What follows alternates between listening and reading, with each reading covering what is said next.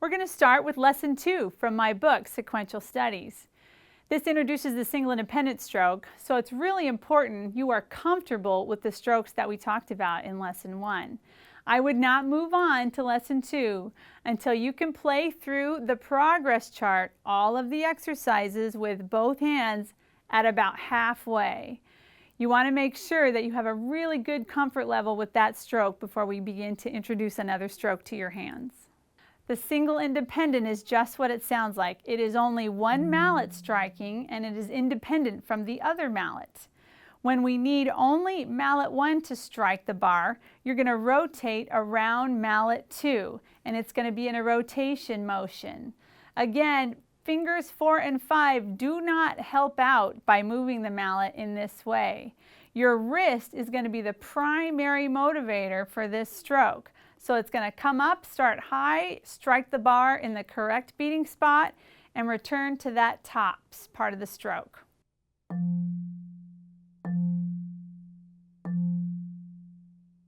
One of the most common problems when playing an independent stroke is that you will tend to expand your interval. The reason for that is it's easier to rotate when you don't have to rotate very far. And if your mallets are really wide in your hand, the rotation is actually quite small. As you contract that interval, you'll notice the rotation is significantly harder. At the interval I want you to start at, which is your common feeling interval of a fifth, the rotation will be about medium. You'll notice with this exercise that to ensure you don't expand the interval, I put a double vertical stroke at the beginning of each section. I call these placeholders. It keeps your two mallets in the exact place they need to be to start the next stroke. So the first measure of this exercise starts with a placeholder double vertical stroke and it ends with one, so you do not have the opportunity to expand your interval. So let's start this exercise. It begins with a single double vertical stroke, followed by 6 single independents, and it ends with a double vertical stroke in the same hand. In the second measure of this exercise, we move directly over to the right hand. It begins with mallet 3 in the single independent strokes. That's the inside mallet, and it is going to rotate around the outside mallet very similarly to how we did in the left hand. If your elbow is bisecting the interval, when you raise your inside mallet to play the stroke, it will rotate around mallet 4, offering you a nice rotation for that single independent stroke. Same thing happens with the outside mallet. Again, keep your elbow bisecting that interval, and mallet 4 should very easily be able to rotate around mallet 3 to play this stroke. Since this exercise breaks down the hands one measure at a time, you might want to practice the first bar by itself just to make sure you get both of those motions in the left hand. Then when you're ready, move over to the right hand and practice those motions by themselves. When you feel comfortable, both hands by themselves, then you can try putting this whole exercise together.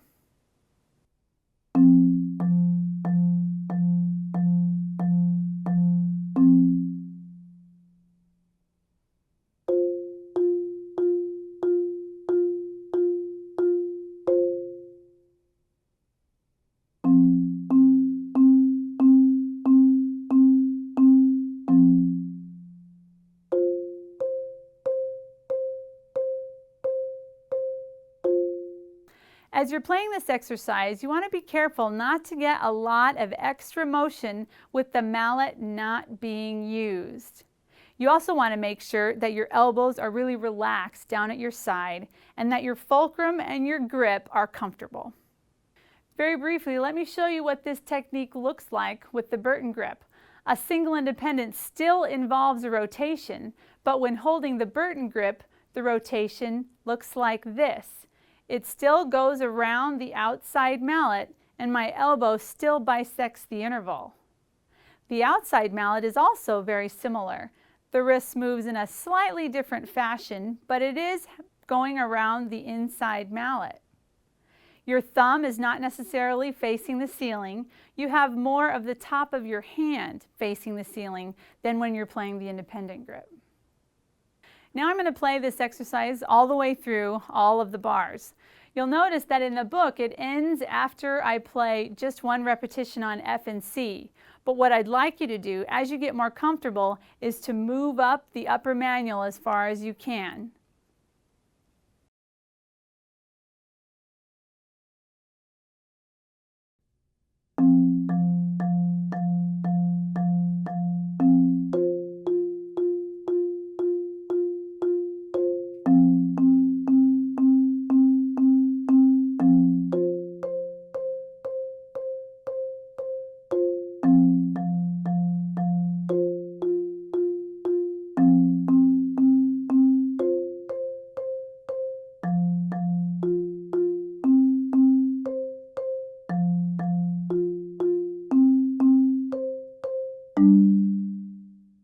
You'll notice that halfway through this exercise, I cut down to only one placeholder.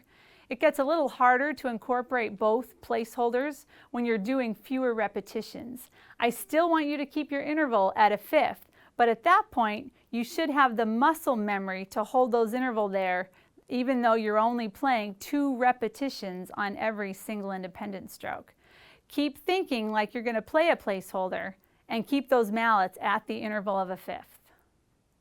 Make sure that you're playing this exercise really slow. For the muscle memory, you need to start at an exceptionally slow tempo and work your way up, perhaps one measure at a time, eventually working toward the goal of playing through the entire exercise. Again, I do want to make sure that you don't get interval fifth heavy in your technique. It's very important for you to practice the next 2 exercises. It's the same as the one you just played, but you're holding the interval of a fourth, and then you're holding the interval of a sixth. The muscle memory required for this is going to be great in preparing you for future literature, and we want to make sure that you can do both of those intervals. The fourth is going to require just a little bit more rotation, and the sixth, you'll notice, requires just a little bit less. At this point, I actually don't need you to practice seconds and thirds in this type of a technique.